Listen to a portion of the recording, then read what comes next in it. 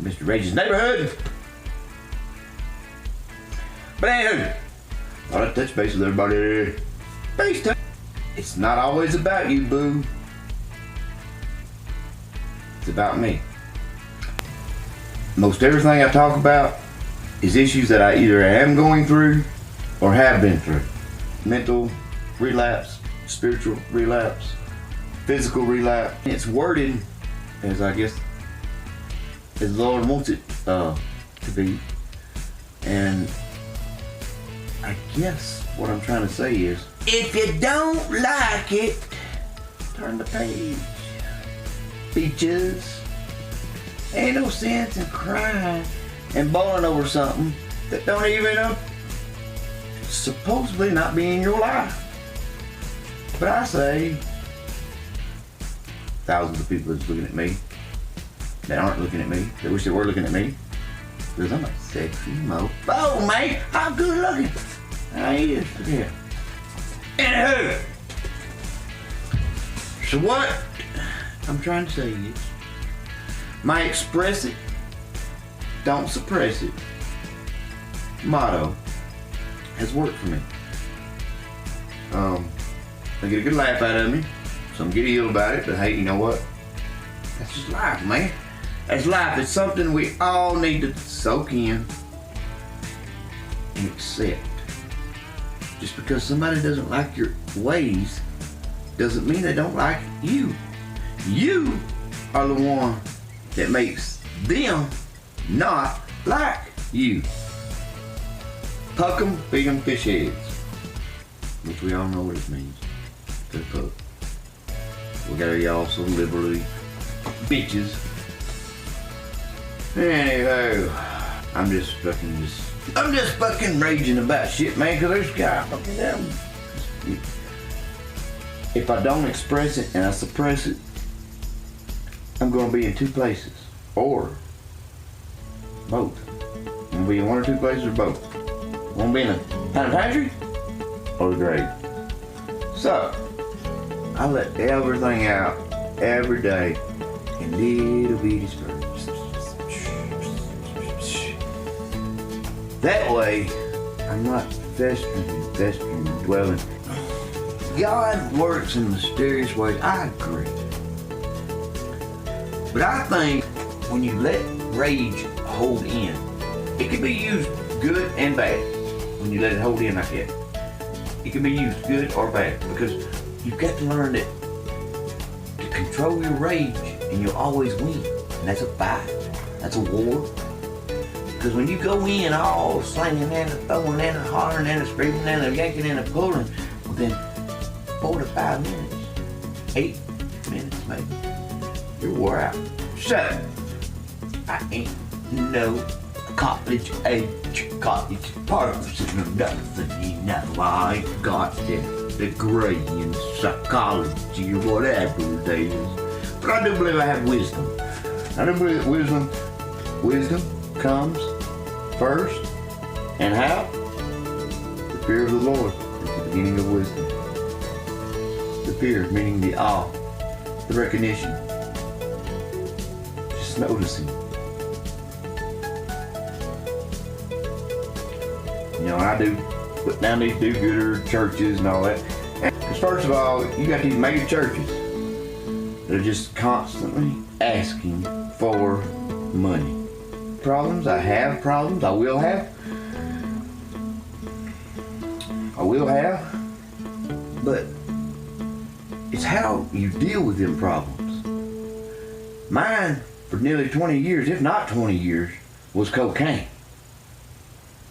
A teetotal blackout, sometimes 2 weeks, 3 weeks of nothing but cocaine and whiskey. Quit thinking about it. I'm some 5, 6 years. Actually, I'm more like 8, 10 years into recovery, but into deliverance. I get 4 years, 5 years now, I guess.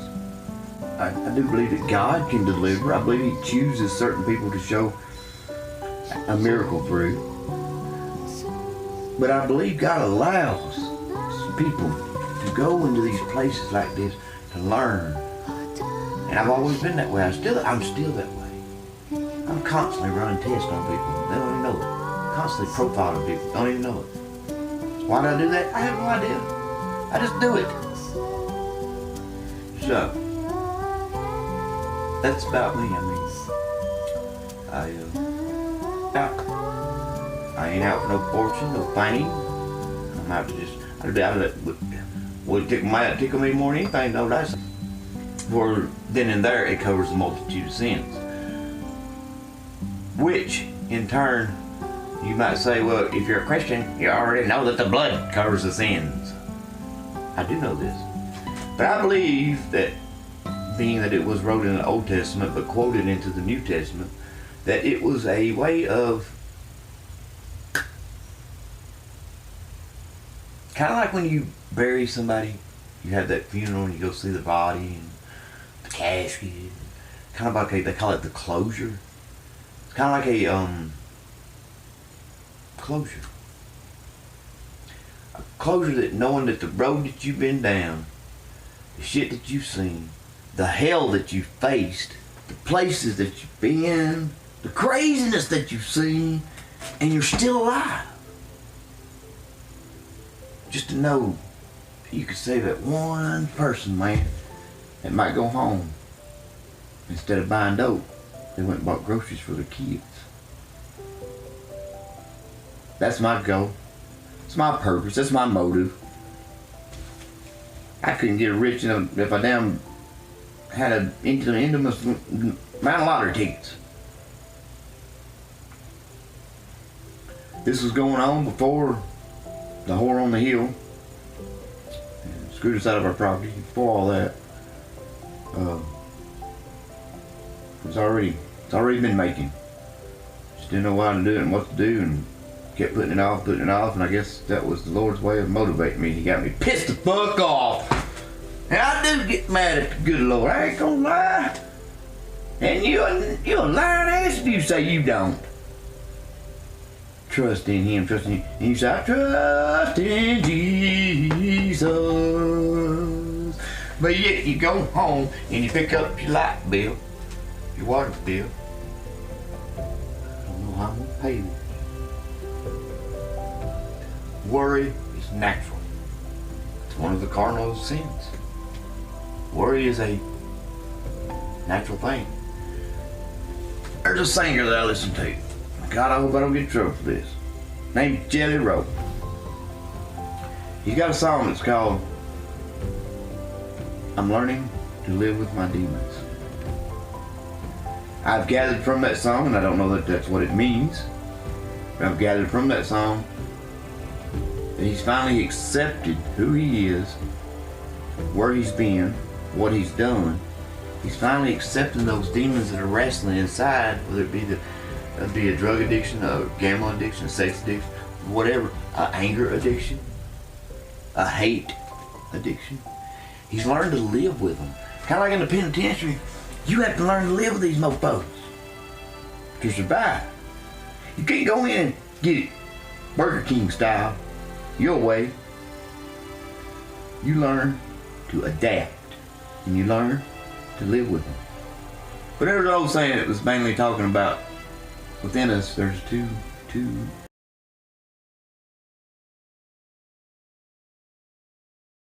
good, evil. You have the yin yang, white, black, good, evil. You have Satan, you have Jesus. There is two forces, and there always will be until it's done. Until we've walked on their skulls for 10,000 years, like it says. Until it's done, there's going to be this endless battle of good versus evil. I'm learning to live with my demons. Even if you don't like rap or white rap or whatever it is, check it out. cool song, especially if you're a struggling addict. I found that it helped me to realize, to dig a little deeper into my soul, because I was like, well, I didn't heard it maybe a year ago. I was like, wow, this know what I feel. Be ye angry, but sin not. Let not the sun go down upon thy wrath. I say rage, because I am raging redneck. Let it out, people. While you have this one last chance of freedom of speech, let it out. Because it's going. It's already going. It won't take long before I get in trouble for some of the stuff I say under cuss words or something. Man, ain't no telling. But I ain't gonna stop. I ain't gonna stop for two reasons. First of all, I like it. It's fun as hell. It's fun as hell setting up a little spot. I'm gonna get me a green board and put in backgrounds. I mean, it's fun. That would be my number two reason. Number one, because when I'm laying there and the demons that were in my head, it feels good just to break it and let it out. And like I said, for those thousands who aren't watching me, I'm comfortable with the skin that I'm in now. I don't worry about you. I don't worry about what you think about me. I don't worry about what you want to dig up on me. I don't worry about that. Because like I said, and I've said before, I'll say it again, it's not always about you, Poop. Most of the time, it's about me. Now, if you take what I say about me, or when I'm preaching to me, and you feel something, and you get angry about it, and I say I'm doing my job. Because our testimonies is our most powerful lesson that we could ever give. More powerful than T.D. Jakes and his Hallelujah. More powerful than Joel Osteen, who probably ain't never drunk a beer. Our testimony of where we've been, what we've done, how we've overcome, and how God took us out of the shithole. That is the most powerful preaching lesson to me you'll ever get. I told my wife, I said, hell, I'm gonna open up a church, and ain't gonna be nothing but testimonies. So I'm just gonna do like that one song on First Baptist Bar and Grill. I'm gonna go down to a bar. I'm gonna go down to the bar and open up church. God damn. What's up with all that bullshit, huh? Huh? I got something fucking rage hell about today. I do. Damn car radiator blew up. Drinking gas.